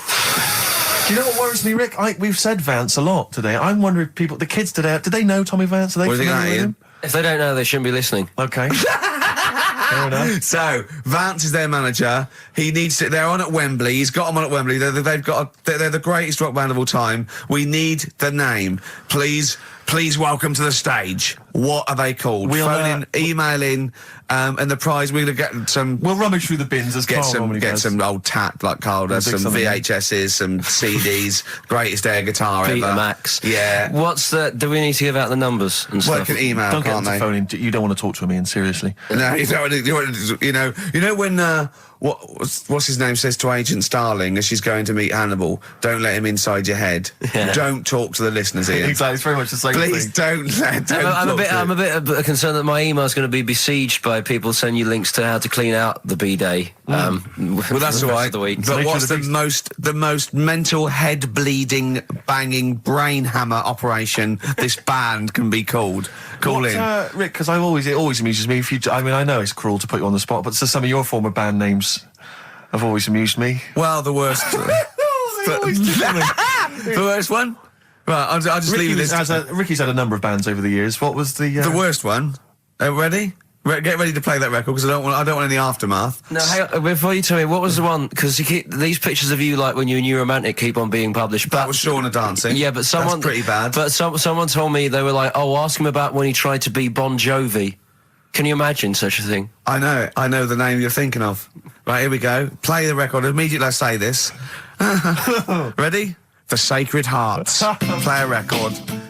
Blair on XFM 104.9. I forget the name of that track, but it's good. Good song. Thanks very much. Oh, good song. Yeah. Oh, right. I just thought you were giving complimenting his opinion. Right, Yeah. go on. The what? Are we still on the air? Yeah. What are we doing? Merry Christmas. We got someone on the line. Oh, right. He's here. Who's that? Ricky, Yeah, go on. it's Jonathan. How are you? Good. It's only TV's Jonathan Ross. Ross, turn your radio down, you idiot. I'm here. I like to. I haven't got a radio on. What are you talking about? We can hear the feedback.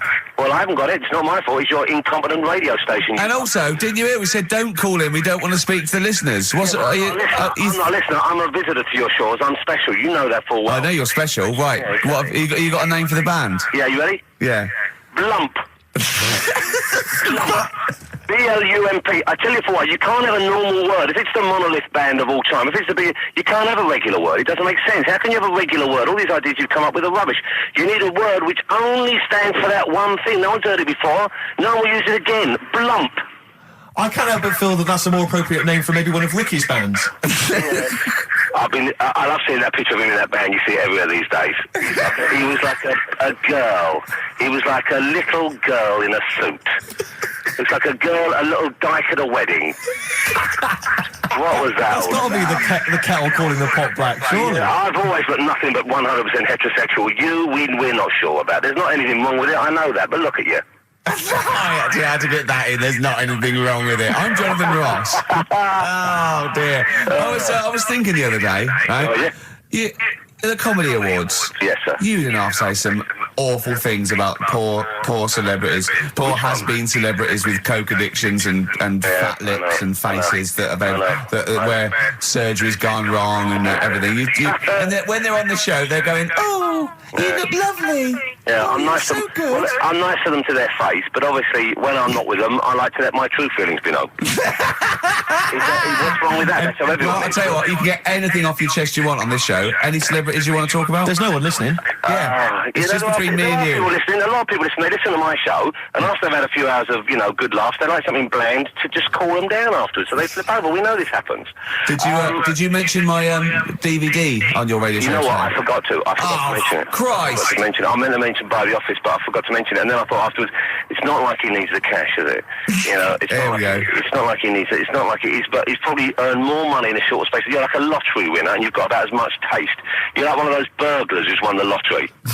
I am. I'm dressed like an Albanian window cleaner at the moment. Burglar from Reading who won the lottery, and now he's fritting it away on what? I do feel sorry for my neighbours. I've moved into a really nice place. I feel like it's the hillbillies. No, it's nice you've moved in there because it's nice. It's given them something to sort of talk about behind your back. You've united the whole block. Right, go and play with some Japanese wind-up toys now. I'm going home to play Mario Double Dash with my son. It's going to be a good afternoon. I phoned you once after I finished my show. It was about 3 minutes. Yeah. And I don't mind if I said, how you doing? You went, it's brilliant. You said, this is what you said.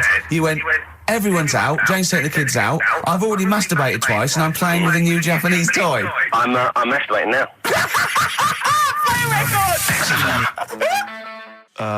Kings of Leon, Wasted Time on XFM 104.9. Sorry, I was sidetracked there by just some of the band names. Now listen, I want to put in 2 of my own. I want to win that pile of tat out there, right? I've got 2 names here, okay? We should just remind people in case they've just tuned in.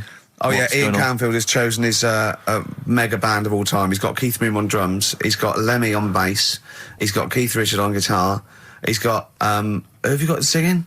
Robert Plant. Robert Plant. And their manager is Vance.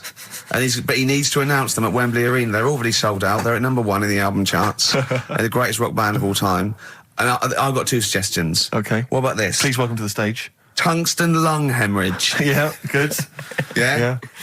Please welcome to the stage. God dildo. God dildo, interesting. Nice juxtaposition there of God, the almighty creator, and a dildo. Nice use of some contrasting imagery there. Yeah. Powerful and topical. Tungsten lung hemorrhage. Yeah.